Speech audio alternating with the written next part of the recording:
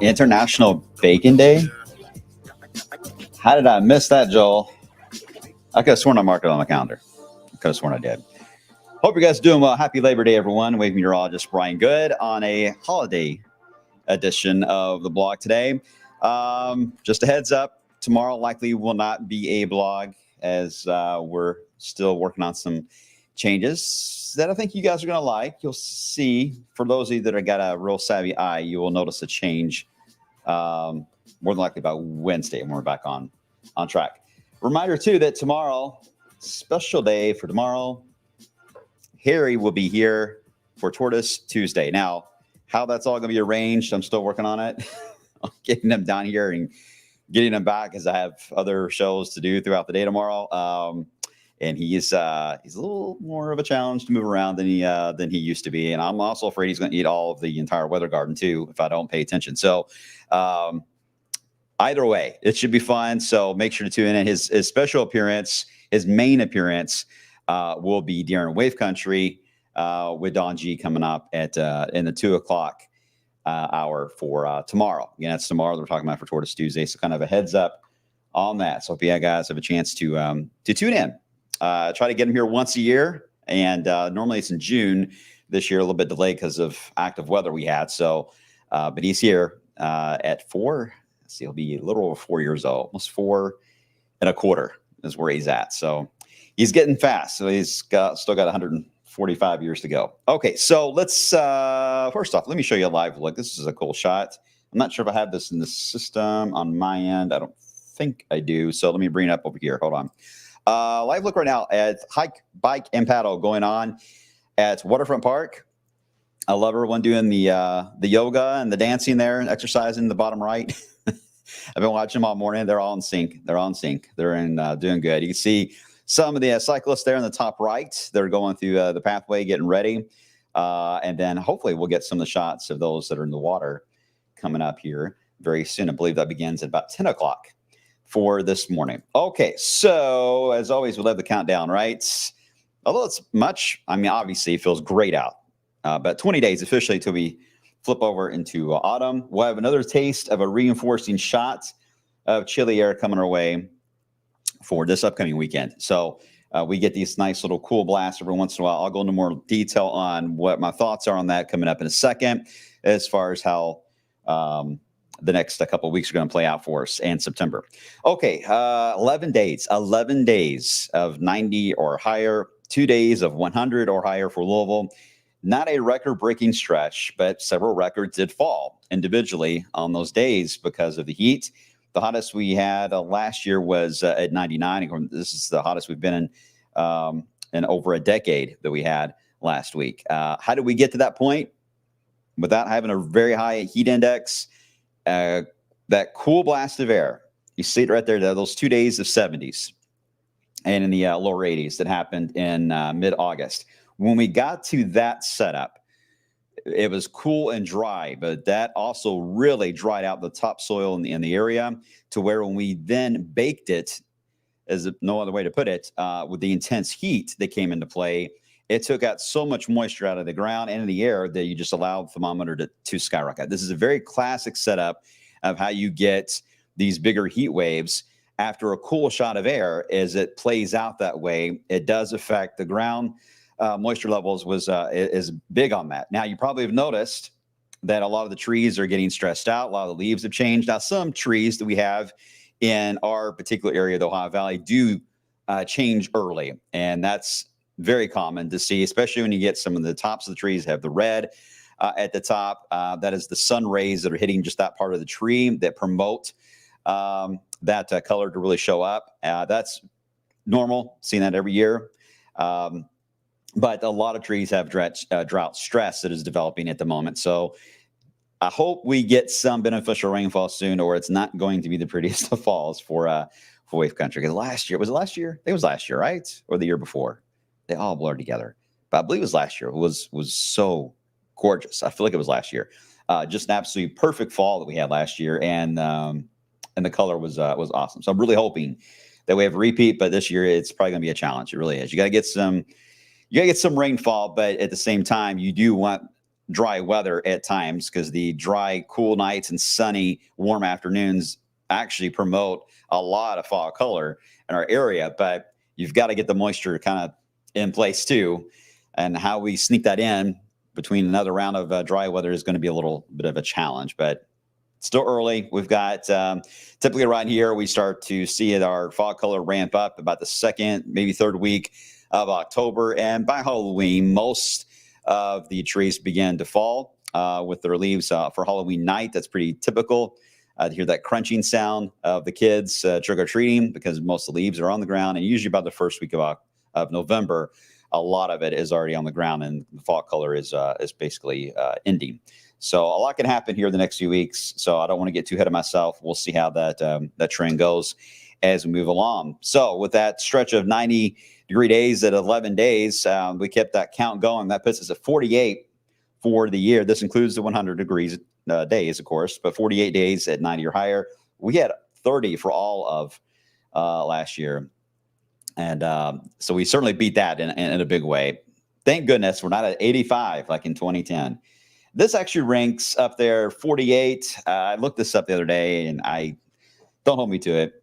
I'm thinking this is like 51, 52, something like that in the ranking when it comes to just the number of 90-degree days. So it's not even in the top 50. So it's not anything huge, but it just every once in a while when you get that surge like that, it just really, really stands out.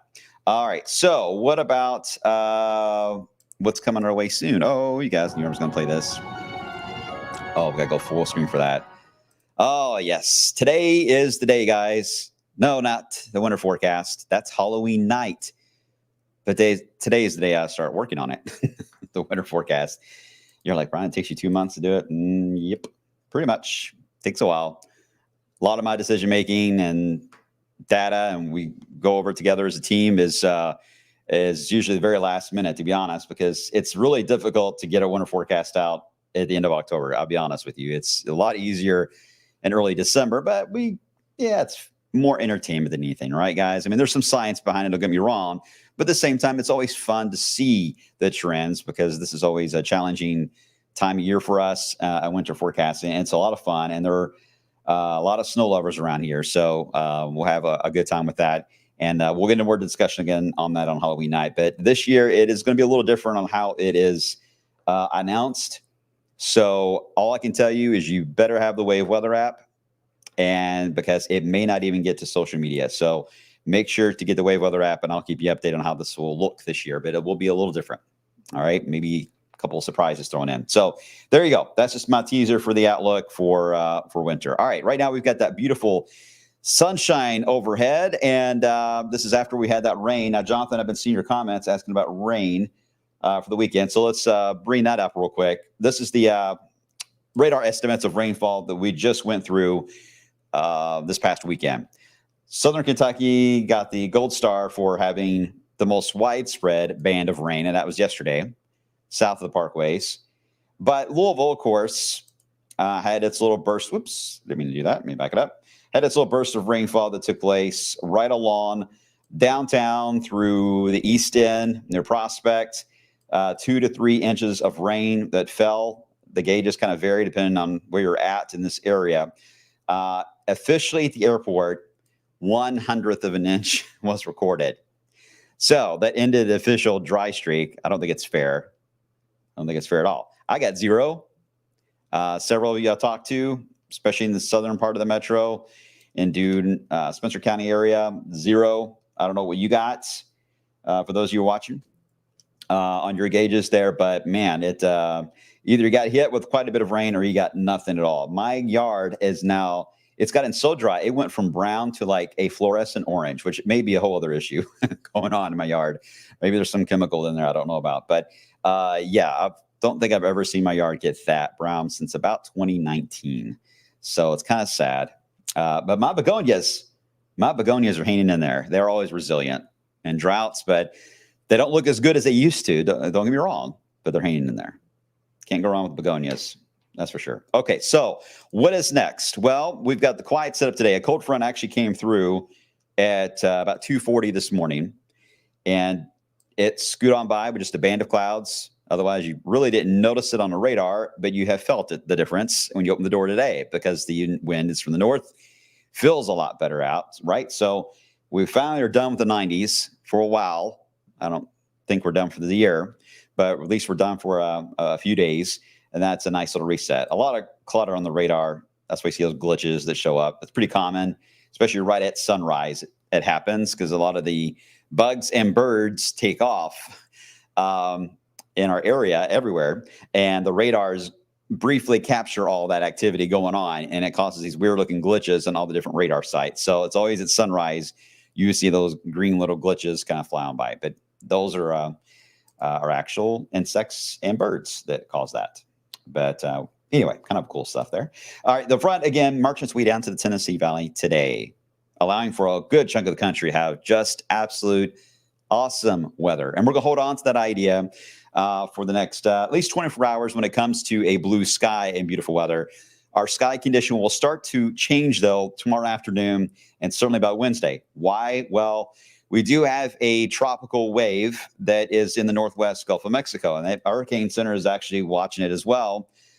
If it were to stay there, it may have developed or could have developed into something drifting there off the Gulf Coast. I mean, they still are watching it. Hurricane Center is. It's very low risk for that. But more importantly, it actually will be drifting more and more into areas of the southern United States. As it does so, the cloud shield is going to expand a bit more. So as the slow kind of works its way across the southern part, here's my drawings. You guys love these. Moves across the southern part of the country. It'll kind of linger here for a little bit and spin. This is about Thursday and Friday. And then suddenly it will get a little bit of a kick and go up the eastern seaboard. So it doesn't really drift all the way into our area. It just gets close to us to be annoying. And that's where the cloud cover comes into play. But we're on the northern side. That is your dry side of these types of lows. So it's going to be really tough to get a lot of moisture in our area. But with it close to us, we have to at least keep a rain chance in the forecast. Not only could you get some patchy areas of drizzle or some light rain that may try to move in from the southeast at times from the slow, you can get, if you get enough heating, you can get a couple of thunderstorms that may try to form in the afternoon, but they would be very, very spotty at best. So most of you will stay dry. Unfortunately, this is not a pattern. If this low were to drift more north, it would have actually been a decent chance to get some showers around. But the bummer on that is it would have been a rain chance that would have been elevated for several days. And I don't know if you guys would have been happy about that or not, but so there's give and take on that one. But at the same time, there's also a cold front. You can't see yet. It's not a map, but it will be dropping in and behind this. And that's where things get a little bit interesting. If you guys were watching last week, we're talking about the yin-yang idea of when you get a low moving up, something's got to give on the other side. Well, that's what will happen this weekend. And that's why I think we're going to get another round of some cool air. All right, so here's how that will play out. And hopefully I answer a lot of your questions by showing this chart and map here as we get into the weekend. But you see the low kind of drifting around. It doesn't show the cloud cover very well, but again, you're going to get mid to high level clouds flowing in on this. It's pretty common to see that. Could be some really nice sunrises and sunsets if they're thin enough. So there's a bonus. Otherwise, rain chances are low. Then we get the front that will then dive in across the Midwest. Now, this tropical low is stealing a lot of fun out of the front. It's not sharing the wealth on giving any moisture to the front. So the front is normally we'd be like, oh, there comes a cold front. Maybe another chance to get some rain, maybe some beneficial rain. Unfortunately, this front is actually going to be fairly moisture starved. And it'll have a bit of a kick to it, but only at the very last minute. And I think it's going to be Friday evening. If there's anything at all that can be sparked from the front, it would be Friday evening, and it would be a broken line of showers, maybe some thunder mixed in. There is enough cape to allow for thunderstorms to develop and instability along that front. So it wouldn't surprise me, but I do not see a severe weather signal right now at all. And I don't really see a heavy rain signal with this. And to be frank, we can't go higher than a 30% right now on this front, just because we don't know yet how much moisture the front will have with that low being in the picture. That will slowly evolve the next few days. We'll be able to get more data on that. But I wouldn't bet on a lot. I really wouldn't. But it's the highest that I see in the entire 10 days is this. So I know it's a Friday night, but as we always have to do, got to sacrifice something to the weather gods. This is going to be our next chance to get something like that. But more importantly, this front has got such a kick to it. You guys are going to love next weekend. I really hope you're making plans to enjoy a big blast of cool air. It's not going to last very long, only about a 48-hour stay. So we got to enjoy it while it moves in. I mean, we'll get more, obviously, but this one is going to be great timing for the weekend to move in. And it'll be certainly cooler than what we've got coming into play today. Perhaps even 10 degrees cooler than what we've got out there today. So, yeah, maybe some jackets. There could be some areas that get only in the 60s for highs. That wouldn't surprise me. Lows at night would be a big thing, especially if we stay dry and we don't get much rain out of that front. This is a pretty typical setup for September when you get a lot of dryness and you get these cool shots of air to come in. It's not so much dramatic in the highs in the daytime. It's more dramatic in the lows, the overnight lows. So I do think we're going to have widespread 40s for this weekend. And the city of Louisville could even drop below 50 to get in the 40s as well, which is not a record, but does stick out and could be the coolest weather we've had since early in the spring season. So this weekend looks good. We may have some clouds around early on Saturday, but I think Sunday will be the better looking of the 2 days. If you're wondering, plan accordingly because we do bounce back. I don't think it's going to be a 90-degree bounce back, but I do think we'll get back into the 80s not long after that. The outlook for September is out. This is from NOAA. And this is where they're showing the cool signal there for September. But the problem is, and these outlooks, again, they're trying to cover 30 days. I mean, we're trying to show you 10 days, and that takes up a whole blog. But 30 days. And the issue here, yes, no doubt, the heat will be displaced more west while we have our little cool shots of air coming down. But the second half of September does have a warm signal to it. And that's why I don't think we can roll out entirely. I mean, we could get close to 90 this week, later in the week, before that front moves in. But I can't rule it out after that. I think it's highly unlikely after this week that we get up to 90, but it's not a guarantee yet. Once we get past this week and I get a little more data on that warm surge for the second half of the month, I'll be able to let you know, and I'll stick to it. I'll throw down my guess, and we'll go with it. But once we get into October, especially the first 10 days of October, I still feel this is going to be a repeating pattern to where we're going to get another cool shot of air. And that point in October, now you're getting a little closer to frost potential. And that's why I think the first frost of the season may be a little earlier than normal to take place if this pattern keeps doing what it's doing and repeating itself, which seems to be the trend here for the past couple of months. It's been the case. Once we got out of that severe weather mode, we've been in this pattern for a while. So I think this will likely keep going. These are a little harder to break up. These patterns are, especially when you get a lot of the country with dry air, it's a lot tougher. Tropical systems are about the only way you shake that up, which I can't rule out. If a tropical system, hurricane, or a fading tropical storm gets involved in the storyline somehow, that can be something that'll shake up everything, and we'll have to end up changing some of the outlooks. But right now, we'll stick with that.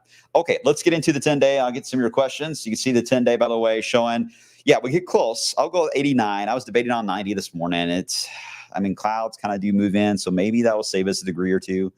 So I didn't want to be a complete Debbie Downer, but it will be warm and a little more humid too later in the week. But that 30% looks like a mean 30% day, but it really is going to be just one quick window of a chance of storms, and that's Friday evening. After that, gorgeous weather comes into play. All right, so what questions can I give? All right, Carrie. Why is it when it rains, the rain chance doesn't go to 100%? Well, it technically does, depending on, there's two different ways you can do rain chances. You can do them by coverage area of the area that we are talking about, how much that area would get rainfall or has a 100% chance of rain. Or if you were to take any point within wave country, and what are your odds to get rain out of that environment, that also would fit the rainfall percentage. So there's two different ways you can look at it. I like the area coverage one more. I feel like I understand that easier to communicate with you all, that you all do too. So that's a little easier. So if we say 60 or 70% chance, that means that much of the area will get rain, which on the downside means there will be a decent percentage that don't get rain. So when we get 100% chances of rainfall, not only are odds of anybody in that area getting rain, but the entire coverage area should have a big blob of rainfall come through, or a line of storms, wherever the case is. So 100%, we don't use that too often, but if we do, that means our confidence is high. And anything less than that, that's when question marks start to show up, right? So I hope that answers your question. But good question, Carrie. I appreciate that. Oh, okay. Shauna's asking Adam about rain. Yeah, less than a quarter. You're Bloomington, right, Adam? So, yeah, I did see a couple of those cells that are actually not far from you on Friday when we were leaving. So you did have some thunderstorm action, but boy, I've been missed out. I have been missed out. And Angela, yeah, just talked about that frost. It would probably be in the first 10 days of October, which I know it's only going to be a week or two earlier than what would normally be the case. So it's not dramatically early, but I do think it would be earlier. Um, that's just my gut feeling on the pattern right now on how it repeats itself. We'll see. I promise I'll keep you updated on that. Kathy, my yard's full of leaves and sycamores on Creek Bank. Mine is, I have a weeping willow. Weeping willows are weird. I don't know if you guys have weeping willows or not, but they usually lose their leaves anyway. About midsummer or so, they go through a phase, they lose the leaves, and then they are the last. At least mine is the last to lose of the entire season on changing color. But it does have this weird mid-season loss that happens. I'm not a horticulturist. My brother is. I'm not. So I'll leave the plants up to him, and I just take his advice. But that seems to be a common thread on that. Michelle, possible microburst of that storm in southern Hardensburg area. We saw several signatures of that. That's always a danger, as anytime you get a lot of heat involved, you get these thunderstorms. We did see several spots that had some wind damage out of this hot pattern that got storms. So if you got a storm, you more than likely got one that was pretty intense. There were very few weak ones that were out there, quite a few strong ones. So that's the reason why I think it's always something you got to watch more than a squall on sometimes. Adam, I saw your question. Is this going to be a season changer front? Don't think that's going to be a season changer front this weekend. No, I don't. That usually will be October. Probably the one that's going to give us the first frost. That should be the season changer one that will come into play. Jeremy, could it be a snowy winter this season? Oh, you're trying to corner me. You're trying to corner me. Can't answer that yet. But I did show some maps indicating December. It gets my attention, but it's going to be a little bit of an odd one this year. I say that every year, don't I? I probably do. But this one is, no doubt, this one's different than last year. Okay, that I can at least tell you. It may end up with the same results, all right, to be frank, but the groundwork and the weather pattern is not the same. Your oceans are a completely different arrangement here on temperature. So that automatically tells us it's going to be a bit of a change there. But what kind of a change? Ooh, that's a good question. We'll get into that Halloween night. All right. Everyone's good. I think everyone's good. Any more 90s this summer is what I was asking. I think a 90 is possible. Upper 90s? No. I think we're done with that. That 99, 102 stuff, done. I don't see it happening at all for the rest of the year. But getting up to 90 or 92, something like that, that is still possible, especially if we get into a drought. Can't take that off the table. If it were a little more of a wet pattern, I wouldn't worry about it as much. But being really dry, gotta, around here, especially with all the international the way it is, the temperature sensor, you gotta be careful. Gotta use some caution on that one. And yes, the upper 90s can go away. You love the 102, Austin, on Thursday. Ooh, not me. I've been to Phoenix one time. I spent 14 hours in Phoenix. That was enough. Love the city. It's pretty. Couldn't breathe in it. Way too hot. I just was not a fan of that heat out there. Okay, guys, I'm gonna leave it at that. I'll keep you updated on this setup as we head into later this week, that Friday night. Fingers crossed that we can get that rain chance a little higher than what it is. But right now we'll keep it low. Otherwise, it is gorgeous out. Get outside, enjoy it. I hope you got something planned today. Take the dog walking. Poor thing probably needs to be walking because this has been so hot. They've been cooped up in the AC just like the rest of us, right? So get outside, get some exercise today, and I will see you guys on TV. But remember, the blog will be back coming up on Wednesday. All right, have a good one, guys. I'll see you on the flip side.